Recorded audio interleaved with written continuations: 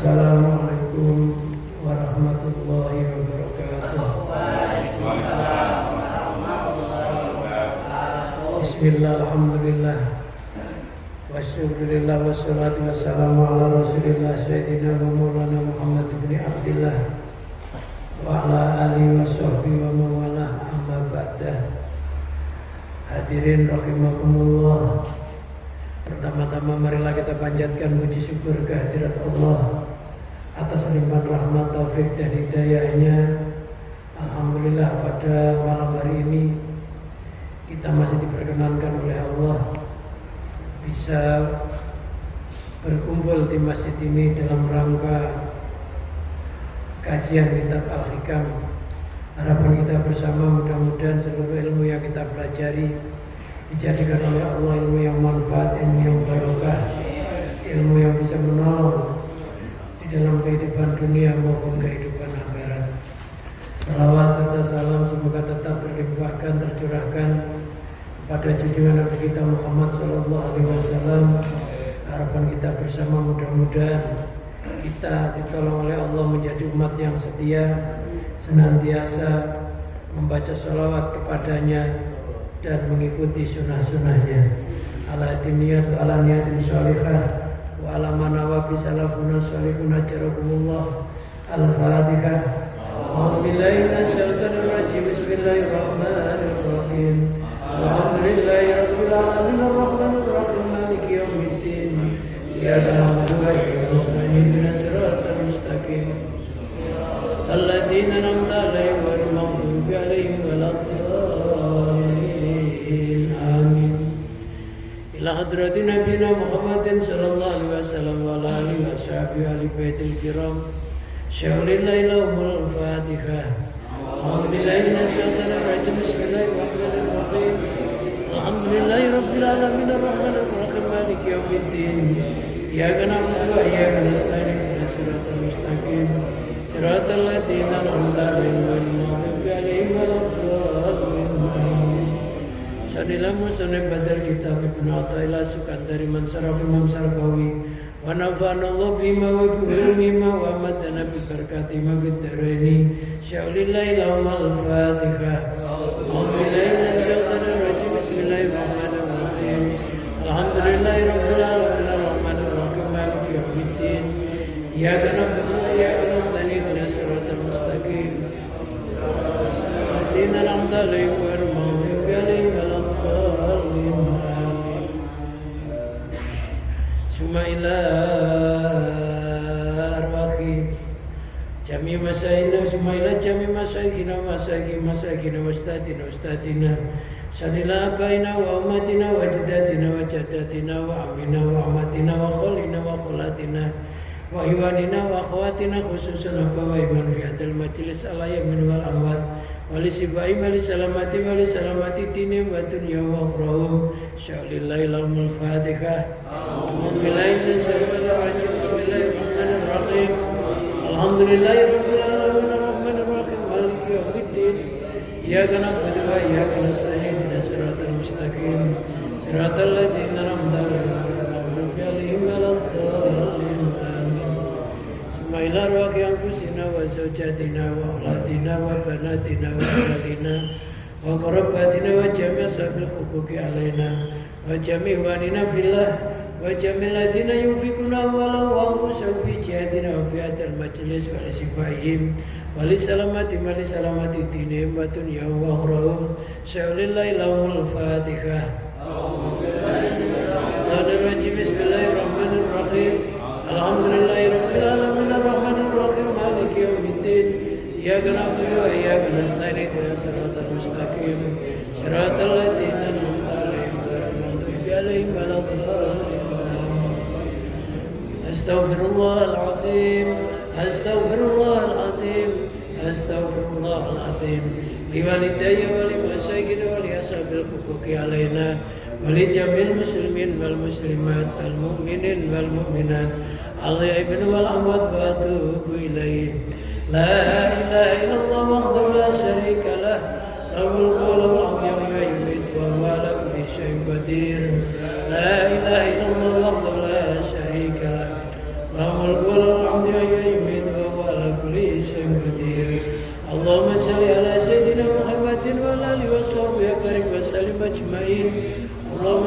ala Sayyidina Muhammadin wa ala alihi wa sahbihi wa barik wa sallim ajma'in. Allahumma salli ala Sayyidina Muhammadin wa ala alihi wa sahbihi wa barik wa sallim ajma'in.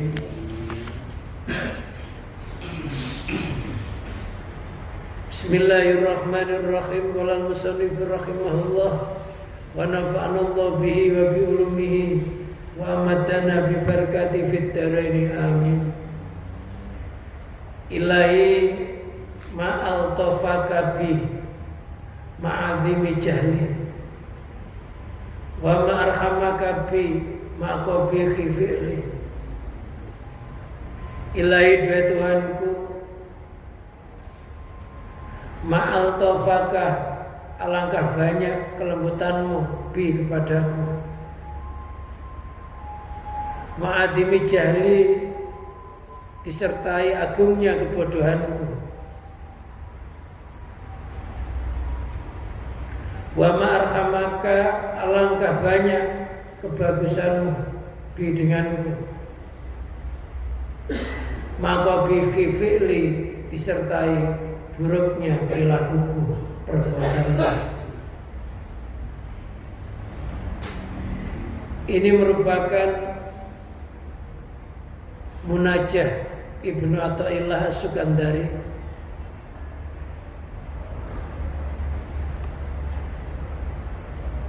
tentang perihal dirinya dan besarnya karunia-Nya Allah.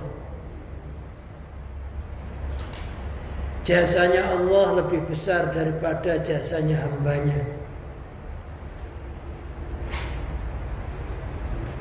Sebanyak-banyaknya orang ibadah kepada Allah, orang mengabdi kepada Allah, masih banyak jasanya Allah kepada hambanya. Umpamanya seseorang mampu melakukan sholat sampai 100 rakaat dalam sholat sunnah, lantas dia membanggakan dirinya karena sudah bisa melakukan sholat sunnah sebanyak 100 rakaat. Padahal dia tidak sadar, tidak mengerti bahwa kekuatan dia bisa melakukan sholat sebanyak itu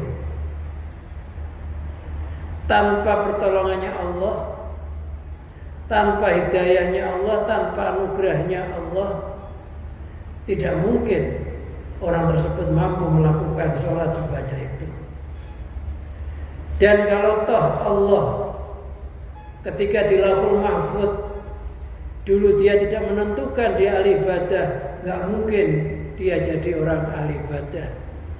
Kalau Allah dulu nggak menentukan dengan kunnya di Lauhul Mahfuz dia mampu melakukan ibadah tersebut tanpa disebut oleh Allah, maka nggak mungkin hal itu terjadi.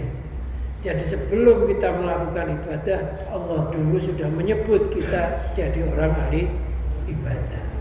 Sebelum kita ngaji begini ini dulu Allah sudah menyebut kita, kamu besok ngaji.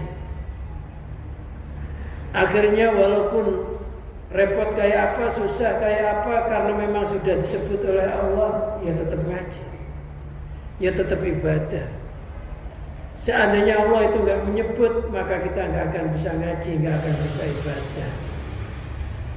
Maka bagaimana ketika kita banyak ibadahnya, banyak zikirnya, banyak ngajinya, banyak sholatnya, yang kita haturkan kepada Allah tiada lain hanya bersyukur kepada Allah. Alhamdulillah, Allah di hari ini menentukan saya bisa ngaji, bisa sholat, bisa zikir, bisa memakmurkan masjid. Kalau toh Allah dulu gak menyebut saya jadi orang yang begini, gak mungkin hal itu terjadi.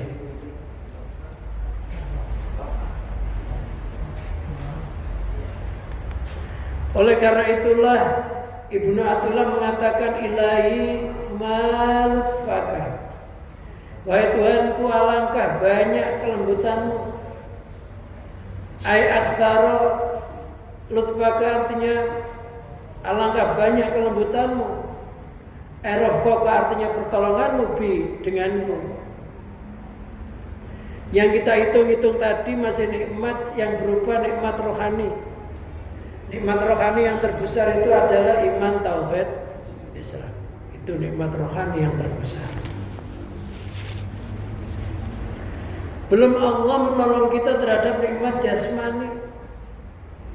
Mata bisa melihat, telinga bisa mendengar, mulut bisa berkata, tangan bisa memukul, bisa mengambil sesuatu, kaki bisa berjalan, nafas bisa keluar masuk. Sehingga orang itu bisa melakukan pengabdian di muka bumi ini. Gak hanya itu, bumi difasilitasi oleh Allah, ada air, ada tumbuh-tumbuhan, ada macam-macam. Langit dipasang matahari. Berapa banyak jasanya Allah. Kita hanya disuruh beribadah kepada Allah, ngakui Allah sebagai Tuhannya. Sholat kita ini kalau kita hitung-hitung, kalau hanya orang melakukan sholat wajib saja, ya sholat wajib umumnya orang 5 menit. Umumnya orang. Ya kalau kita sholat 5 menit itu dalam sehari semalam 5 kali hanya 25 menit. Waktu yang terbuang 23 jam, 35 menit. Kalau dihitung 1 tahun kita hanya sholat 7,8 hari, 7,6 hari, 7,8 hari, 7,6 hari. Nggak ada 8 hari dalam 1 tahun kalau dihitung per menitnya 5 menit. Itu pun masih nggak sedikit orang yang tidak beribadah, nggak sholat. Pada setahun gampang-gampangnya kalau orang hanya sholat fardu aja hanya segitu, 7,6 hari, anggap aja 8 hari.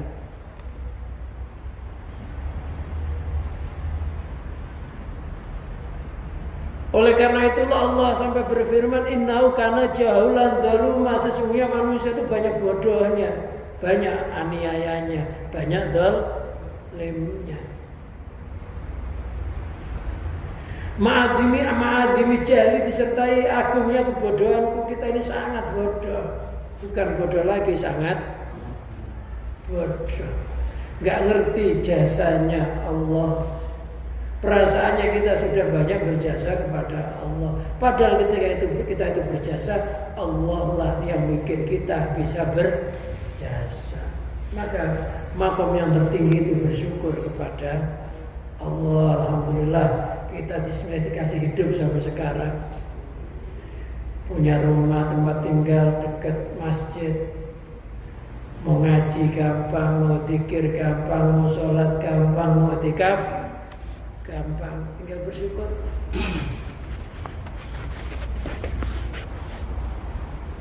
Sholat juga nggak ada yang ngerecokin. Coba kalau kita hidupnya di Papua, sholatnya senantiasa direcokin, dibatasin. Kita alhamdulillah hidup di Jakarta digampangkan. Mau ngaji ada yang ngajar, mau sholat siapkan masjid. Ya. Tinggal bersyukur aja kepada Allah. Masih dikasih kesempatan, umurnya masih panjang walaupun sakit-sakitan, tapi kan masih panjang umur, alhamdulillah.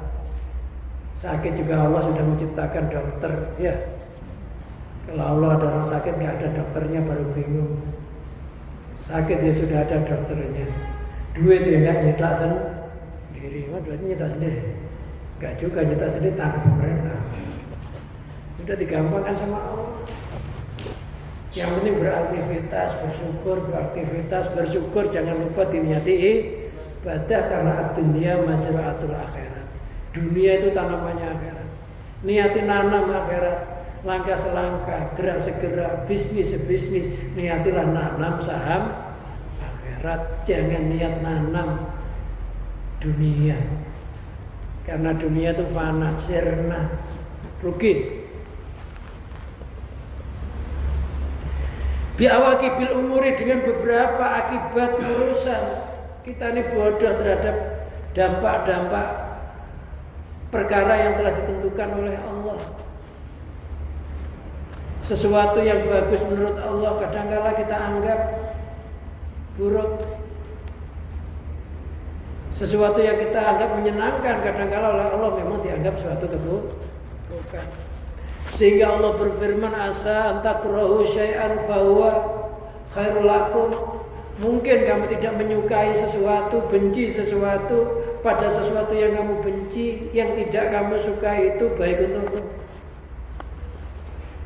Wa asa tuhibbu syai'an fahuwa syarrul lakum. Mungkin kamu senang terhadap sesuatu, gandrung terhadap sesuatu, pada sesuatu yang kamu gandrungi, kamu senangi sampai meninggalkan ibadah itu sebenarnya buruk untukmu.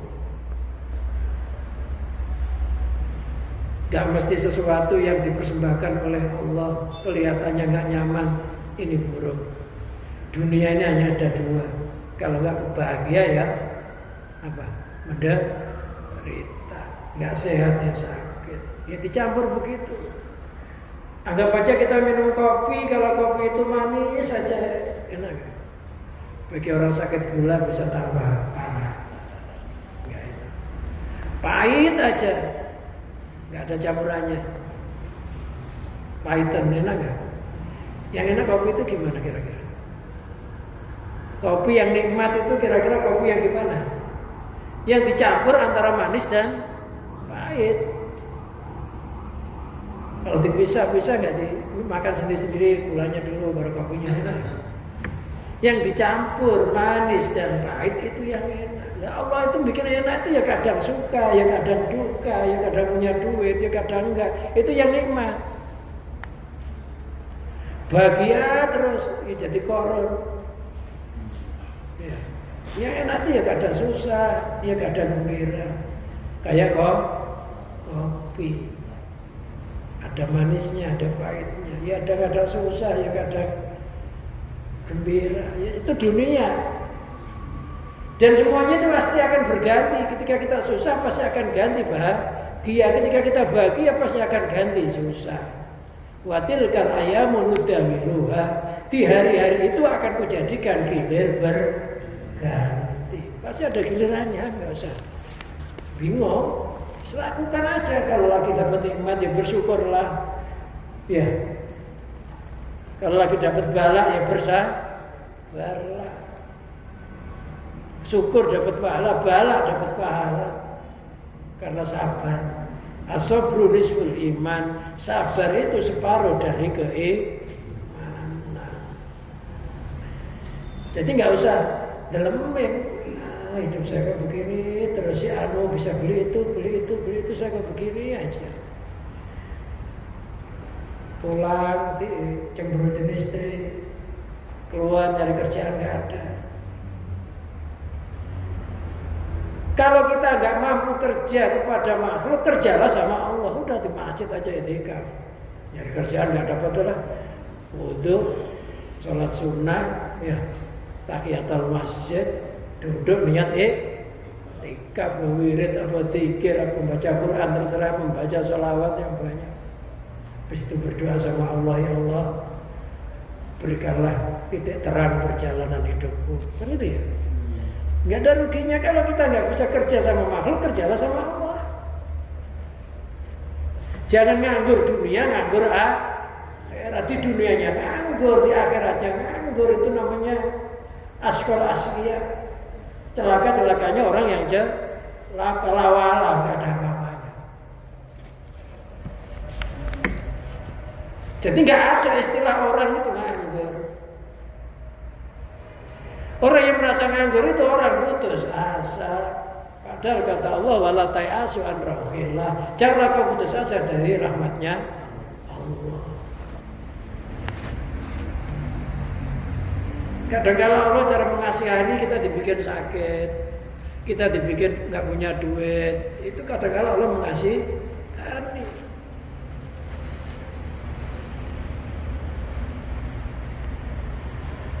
Faqad yakunu fi nuzul amrati wal balaya bi anwa'un minal lutfi.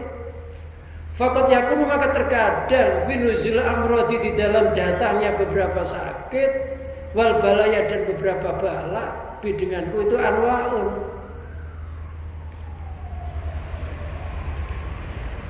Apa anwaun minal lutfi? Beberapa jenis kelembutan, jenis kebaikannya Allah. Wa ana jahilun bi akibati dzalika, sedangkan saya bodoh dengan akibat yang demikian itu, enggak tahu kalau Allah itu ngasih yang demikian itu. Kadang-kala Allah pengen mengampuni dosanya. Orang sakit panas itu loh, panas sehari itu melebur dosa. Panas sehari itu bisa melebur dosa setahun. Panas sehari. Karena dalam panas itu seluruh persendian yang ada dalam tubuh manusia itu terkena dampak panas itu yang jumlahnya 360 persendian. Itu kena dampak. Makanya orang sakit panas itu kata Rasulullah melebur dosa setahun. Nah sudah dosa setahun itu kadang-kadang kita istighfar belum tentu diampuni. Tapi dengan sakit, dengan kesabaran maka diampuni dosanya. Tapi kita yang dilihat wujudnya bala, yang dilihat coronanya. Corona ya berlindung aja, ada corona berlindung. Kalau suruh pakai masker ya pakai masker, jaga jarak ya jaga jarak. Ya, pakai masker jangan terus-terusan juga kalau menurut saya pribadi. Kalau kita pakai masker terus-terusan, kita akan menghirup apa? Gas asam arang, ya, CO2. Ya kita ini keluar, padahal yang dihirup itu oksigen. Nah itu kalau di masker yang kita hirup apa? CO2-nya kita hirup lagi, bisa jadi akan menimbulkan penyakit kalau terus-menerus. Iya kan kita tertahan, kita hidup lagi, kita hirup lagi. Padahal kita butuh oksigen. Makanya kalau di siang hari kita sebaiknya istirahat di bawah pohon. Karena pepohonan kalau siang hari mengeluarkan oksigen. Tapi kalau malam hari jangan di bawah pohon. Karena pohon itu kalau malam hari nggak mengeluarkan oksigen, mengeluarkan karbon dioksida. Kalau ada tanaman, kalau malam hari dikeluarin. Nah kalau di maskerin, kita ngeluarin karbon dioksida, menghirup karbon dioksida, gimana nggak tambah sakit? Alasannya takut ketularan. Ya boleh, tapi jangan terus menerus. Bukan pencegahan masker ya, nanti kiranya ini penghalang masker. Enggak, kalau menurut saya begitu. Yang kita hirup itu, yang kita buang kita hirup lagi. Nah kalau gitu yang terjadi, ya bisa jadi semakin nyesek semakin parah.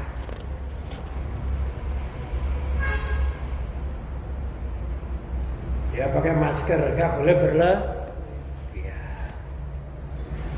Apalagi kita kalau sholat subuh kunutnya ditambahi doa tolak bala, Allah madfa'anal bala wal ghola wal waba wa ta'un wa jami amratil badan, seluruh penyakit badan,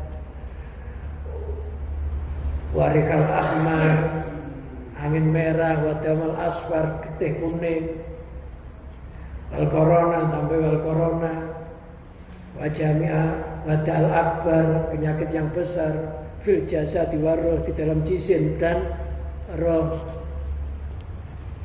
min baladina Indonesia, khususnya dari negeri Indonesia khususnya dan seluruh negeri umat Islam, boleh juga min anfusina, dari diri-diri kami, anak-anak kami, keluarga kami. Ya kalau sudah gitu ya sudah diserahkan sama Allah. Kok tetap kenanya itu pelebur dosa. Bisa jadi orang yang mati kena corona itu menjadi bagian dari mati syahid. Tapi kita berlindung dari kematian yang mengenaskan. Rasulullah berlindung dari kematian yang mengenaskan, dari kerobohan pohon, tenggelam, kebakaran, berlindung. Walaupun sudah ditakdir oleh Allah, kita berlindung, mudah-mudahan matinya tidak mati dalam kondisi mengenaskan, mati yang wajar-wajar saja. Mudah-mudahan matinya nggak dipedih dibuang ke sana. Ya mudah-mudahan harapannya terpaksa ya biarin aja. Udah mati. Jisim boleh hilang, roh gak akan hilang. Tapi berdoa mudah-mudahan kematiannya wajar-wajar saja. Ya kalau sudah berdoa segitu ya sudah. Itu kalau ternyata sakit itu dosanya diampuni oleh Allah. Nah kita kadang-kala ini bodoh terhadap apa yang diberikan oleh Allah begitu itu. Dikiranya ini siksaan. Sehingga timbul ngeluh.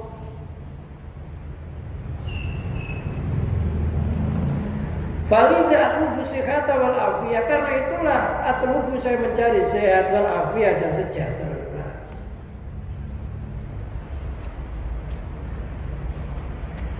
Jadi ada orang-orang yang solih, orang-orang arif itu kalau sakit itu dinikmati aja, nggak ada ngeluh, dinikmati. Dalam hatinya kalau takdir saya sudah sehat pasti sehat. Kalau dia berobat, hatinya merasa yang menggerakkan hatinya nyuruh berobat Allah. Minum obat, beriktikad obat tidak bisa menyembuhkan penyakit.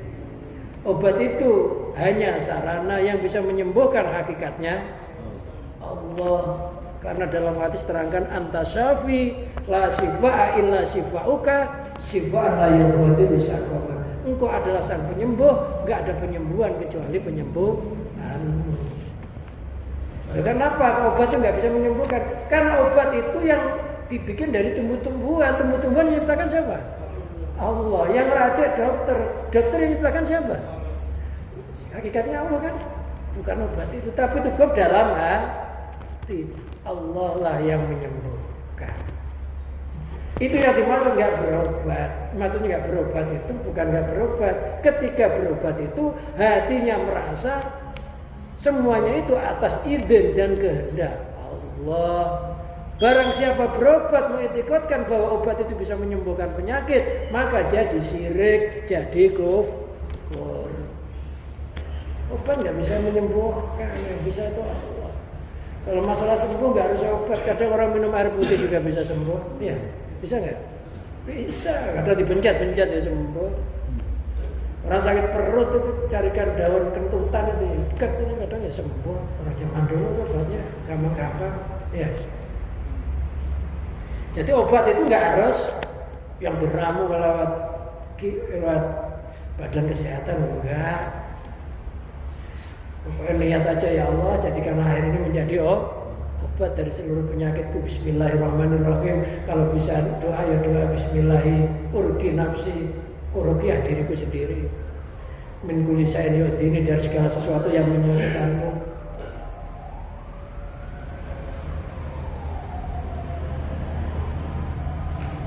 Misalkan ya kalau nggak baca Bismillah, karena Bismillah itu bisa untuk apa saja. Fatihah Bismillah itu digunakan untuk apa saja. Baca Bismillah ya terserah berapa kali. Ya Allah, dengan barokahnya Bismillah, dengan asrornya Bismillah, sembuhkanlah penyakit saya. Janganlah kau jadikan penyakit saya menjadi penyakit yang roh. Dengan barokahnya air ini minum, nggak usah nyari dukun, udah doain sendiri aja. Jadi mandiri, doain sendiri. Bismillahirrahmanirrahim. Tapi jangan pakai bahasa Jawa. Coba japu taya asu mari karepmu, nggak mari karepmu diludahi. Ada orang coba japu taya asu. Tapi yang doa gitu ya dia sembuh juga gitu namanya. Jadi namanya Allah tuh, orang itu kalau yakin sama Allah walaupun doanya kayak begitu ya dikabulkan. Orang zaman dahulu tuh nggak bisa baca Bismillah itu ya nggak fasih, tapi kok ya ludahnya itu ampuh. Karena apa? Karena yakin sama Allah, jujur, tidak dusta mulutnya. Ya belajar mandiri. Ya syukur kalau kita takut Makan ini ada bahaya, bacakan aja bismillahirrahmanirrahim la yadurru ma'asmi syai'un fil ardi wala fis sama' wa huwas samiul alim. 3 kali atau 7 kali. Menurut hadis Rasulullah nggak ada bahaya yang terjadi terhadap orang tersebut.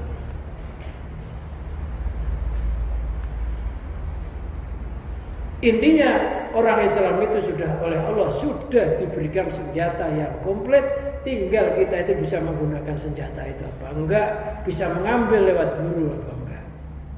Hanya itu aja. Jadi kalau jadi mukmin sejati nggak ada istilah menderita, semuanya bahagia ketika memandang Allah yang ngasih. Sakit yang ngasih Allah, baik nggak? Ya baik, nggak mungkin nggak baik. Orang itu kalau duitnya banyak, sholat kadang nggak bisa, doa nggak bisa, nangis ketika duitnya habis, utangnya banyak. Kalau doa sambil nangis ya nggak didapati ketika banyak duit, itu berarti utangnya banyak, mendekatkan diri kepada Allah. Karena lapangan nafsunya sempit, nggak bisa sombong nafsunya kalau melarat itu.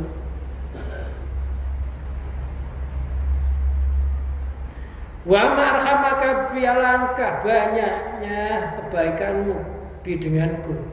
Ayat saro iksanaka langkah baik banyaknya kebagusanmu ni denganku. Maka bihi fi'li serta buruknya perilakuku.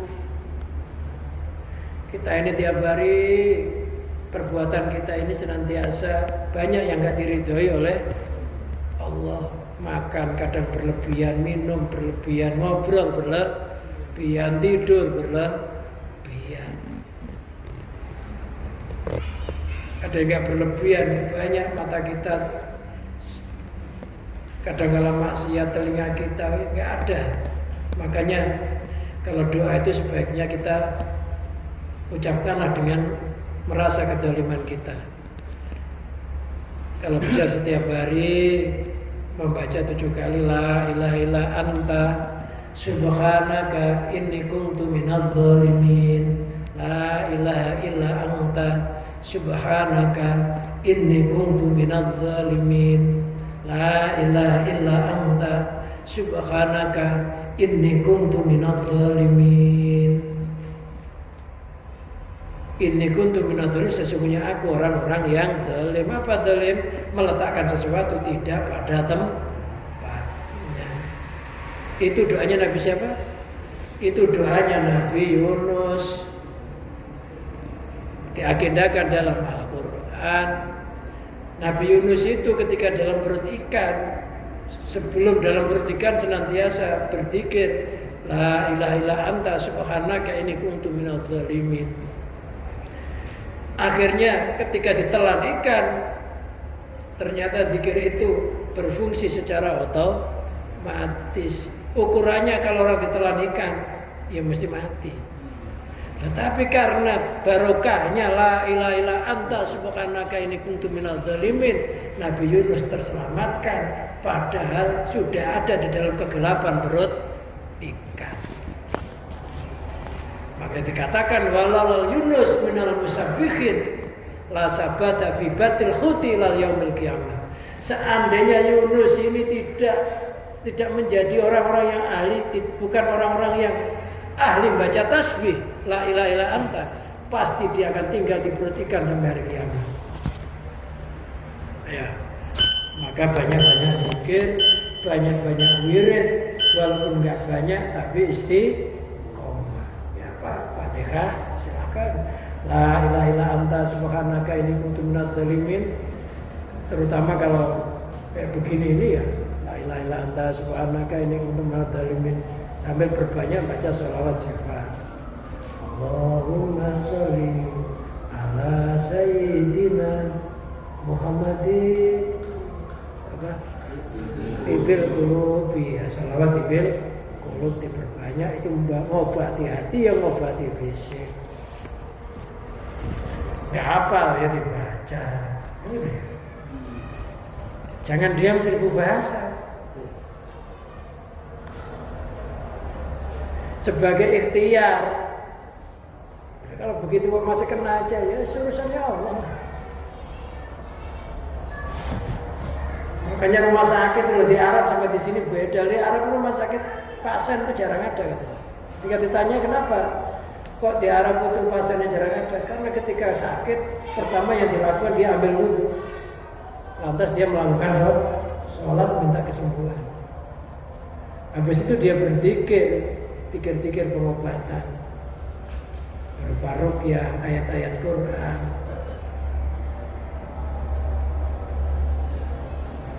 Dan memperbanyak minum air zam-zam. Kalau sudah itu nggak sembuh, baru dia ke rumah sakit. Kalau kita kan baru senut sekali aja ke rumah sakit. Biasanya kan sholat dulu. Karena sakit itu pelebur dosa. Kalau cepat-cepat sembuh, dosanya cepat habis, cepat belum diampuni udah sembuh duluan. Nikmati dulu gitu.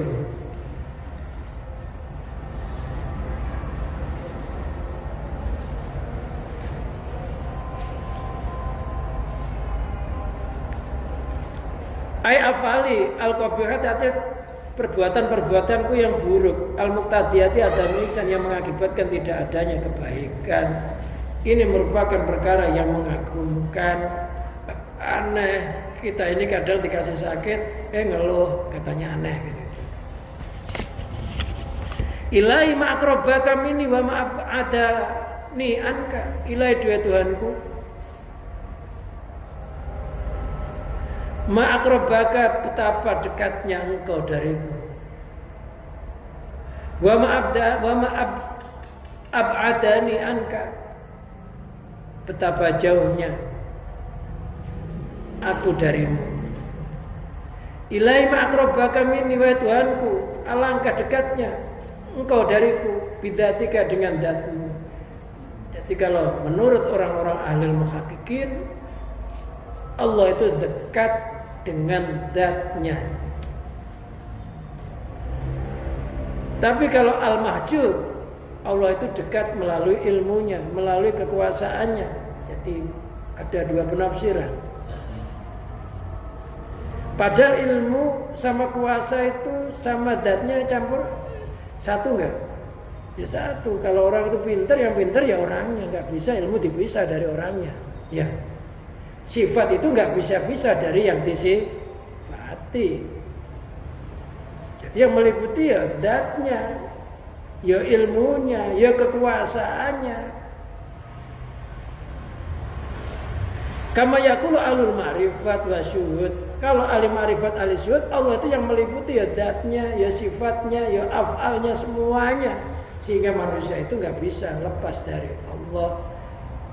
Itu kedekatannya Allah. Wa nahnu aqrabu ilaihi min hablil warid. Kami Allah lebih dekat kepada manusia daripada urat iring lehernya. Maksudnya Allah itu meliputi segala sesuatu.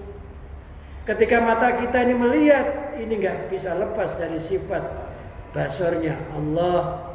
Ketika kita mendengar, enggak bisa lepas dari sifat samanya Allah. Ketika kita berkuasa, enggak bisa lepas dari sifat kodratnya Allah. Kita berkehendak, enggak pernah lepas dari sifat iradahnya Allah. Semuanya ini enggak pernah lepas dari Allah. Tapi hati manusia terkadang terdinding segala sesuatu selain Allah, sehingga beriktikad Allah itu jauh berjarak.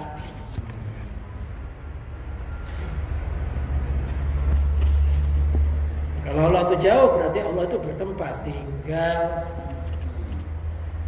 Allah bertempat tinggal nggak? Ya nggak bertempat tinggal, tapi seluruh tempat milik Allah. Mau di langit, mau di bumi, di mana saja. Allah itu nggak bertempat tinggal, tapi seluruh tempat itu milik Allah. Ya dikuasai oleh Allah, ya dikehendaki oleh Allah, ya dihidupkan, ya dimatikan. Nah termasuk kita ini, selain Allah itu namanya alam. Namanya alam. Alam itu asal kata dari alamat, maknanya tanda. Jadi alam itu artinya tanda-tanda kebesarannya Allah. Makanya orang kalau melihat alam, ya harus tahu yang ditandai hatinya. Jadi orang-orang ahli ma'rifat itu hatinya nggak pernah lepas dari Allah, kedip, merasa yang ngedipkan Allah, melek yang melekkan Allah, merem yang memeremkan Allah, terus menerus. Itu yang dimaksud wa huwa ma'akum aina ma kuntum. Allah bersamamu di mana saja kamu berada. Dalam hati kita karena nggak pernah merasa lepas.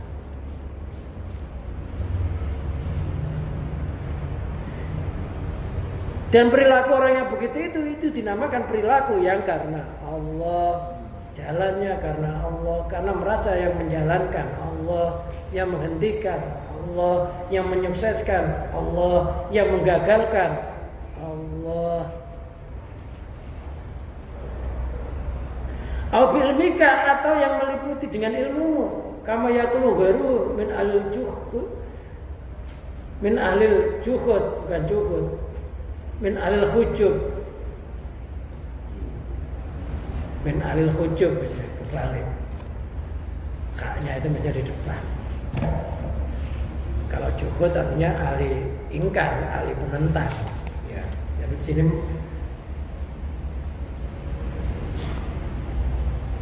ada yang mengatakan yang meliputi itu ilmunya, zatnya enggak. Tapi kalau Ibnu Athaillah As-Sukandari yang meliputi ya zatnya, ya ilmunya, ya kesemuanya. Olehnya meliputi Allah kepada hambanya kayak apa? Kayak garam dengan asinnya. Asin itu bisa lepas dari garam? Ya enggak, karena asin itu sifatnya garam. Makhluk alam semesta ini sifatullah, akbarnya Allah. Makanya orang sholat itu harus bisa mengumpulkan Allah dan akbar. Hilang akbarnya tinggal Allahnya. Akbar itu hamba, Allah itu Tuhan. Hilang hambanya tinggal Tuhannya. Hilang akbarnya tinggal Allahnya. Jangan sudah Allahu Akbar masih nampak istrinya, anaknya, kerjaannya. Itu diulang lagi takbirnya. Sah menurut syariat, gak sah menurut hakikatnya orang takbir. Karena belum bisa kumpul antara hamba dan Tuhan. Hilangnya hamba tinggal Tuhannya mestinya. Hilangnya sifat tinggal yang disifati. Maka sholat itu Allahu Akbar. Tangan yang genggam, maksudnya makhluk itu berasa di dalam kekuasaan genggaman Allah. Genggam begini itu dalam arti seluruh alam semesta dalam kekuasaan genggaman Allah, nggak bisa apa-apa. Kalau menurut Imam Ghazali suruh meletakkan di sini dua jari dari puting ini tempatnya hati. Menurut Imam Ghazali ini maksudnya hatinya suruh merasa menjaga hatinya jangan sampai pasti genggam dalam genggaman kekuasaan Allah. Macam-macam cara orang naruh gituan itu. Tapi menurut Imam Ghazali menaruh di sini karena ini tempatnya hati. Pegang hatimu rapat-rapat. Jangan sampai meleset. Tidak iman, tidak tauhid, tidak Islam. Jadi genggam itu artinya jangan sekedar menggenggam aja. Hatinya merasa segala sesuatu kena kobatnya Allah, genggaman kekuasaan Allah. Saya nggak bisa apa-apa, berdiri nggak bisa, duduk nggak bisa tanpa Allah. Kalau bisa ini karena kena basatnya Allah, Allah al-basit. Sehingga longgar kita bisa gerak, itu karena ada kelonggaran dari Allah.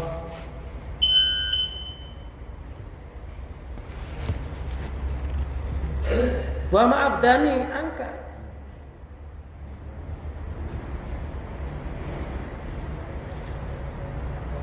Alangkah jauhnya aku darimu. Bisifatil lati iktadat adamu suhudi, dengan beberapa sifat allati iktadat adamu suhudi yang mengakibatkan tidak bisanya suhudku kepadamu. Jadi kalau kita melihat sifatnya sampai lupa zatnya, kita jadi jauh. Kita melihat alam semesta, lupa pencipta alam semesta, hati kita jadi jauh dari Allah. Jadi kalau melihat alam semesta, hatinya yang dilihat adalah kebesarannya yang punya alam semesta. Kulinduru madza fis samawati wal ard. Kul katakanlah Muhammad, unduru perhatikanlah Katakanlah Muhammad kepada umatmu, unduru, perhatikanlah madza fis samawati wal ard, apa yang tersirat di dalam langit dan bumi. Jadi kita itu tidak disuruh melihat yang tersurat, tapi disuruh hati kita melihat yang tersirat. Siapa yang tersirat? Allah Subhanahu wa ta'ala. Jadi kalau melihat alam, gak melihat Allah, itu namanya terdinding. Jadi yang dilihat Allah itu maksudnya kekuasaannya Allah, kehendaknya Allah. Kena matahari, hatinya mengitikadkan panasnya matahari gak akan timbul dengan sendirinya. Allah yang menciptakan panas. Ya jangan ngeluh, alhamdulillah masih bisa merasakan panas, gitu ya. Berarti rasa dalam tubuh masih ada, gitu ya. Coba kalau orang kena panas, udah gak bisa merasakan panas, berarti kan mati rasa tuh. Loh, kadang-kala kita itu oleh Allah dikasih rasa itu masih hidup, kadang-kala ngeluh, panas banget. Ada yang ngeluh gitu enggak? Iya. Kesandung itu bisa merasakan sakit, kesandung sebenarnya nikmat, itu menunjukkan Allah masih memberikan urat kita masih hidup gitu loh. Kadang-kala malah ngomongnya jelek, batu orang ajar. Batunya disalahkan. Padahal ketika orang kesandung kok merasakan sakit, ini berarti urat sarafnya masih hidup. Makanya orang stroke itu urat sarafnya mati. Mesti tetap bersyukur ya. Makanya ada orang kesandung, alhamdulillah ya Allah urat saraf saya masih hidup itu ya mestinya. Mestinya ya. Kenapa panas, alhamdulillah saya masih bisa merasakan panas, berarti saraf-saraf yang ada dalam kulit saya ini masih hidup, bisa merasakan panas. Oh berarti masih menerima vitamin D, ya, gitu kan? Ya seneng aja gitu. Jangan serba ngeluh, apa-apa ngeluh, kena panas ngeluh, kena hujan ngeluh, kesandung ngeluh. Lu pengennya apa? Ya biar mereka begitu, kita jangan ikutkan karena kita udah ngaji. Jangan kayak mereka. Coba kalau kita kesana tadi, kalau dinikmati, nikmat sebenarnya, nikmat nggak? Ya nikmat satu, memang lemah manusia, waspadanya manusia suatu saat akan lemah. Yang kedua, alhamdulillah urat saraf yang ada dalam kaki kita masih berfungsi. Jadi kalau dicubit rasa sakit itu senang mestinya, gitu. Kalau orang dicubit udah gak ngerasakan sakit, waduh ini perlu, ini udah mati, separuh. Wa ada tawadu'un minhu. Musonab mengatakan saya masih terdinding, gak bisa melihat, menyaksikan kebesaranmu. Ini merupakan rasa rendah dirinya Musonab. Qaddasallahu sirrahu. Wallahu a'lam bishawab. Ya kita akhiri kajian kita pada malam hari ini, dan nanti insya Allah akan disambung lagi. Mudah-mudahan ilmu yang kita pelajari bersama bisa menjadikan perubahan hidup kita, iman kita, tauhid kita menjadi lebih sempurna, sehingga kita sampai keturunan kita nanti mati dalam keadaan husnul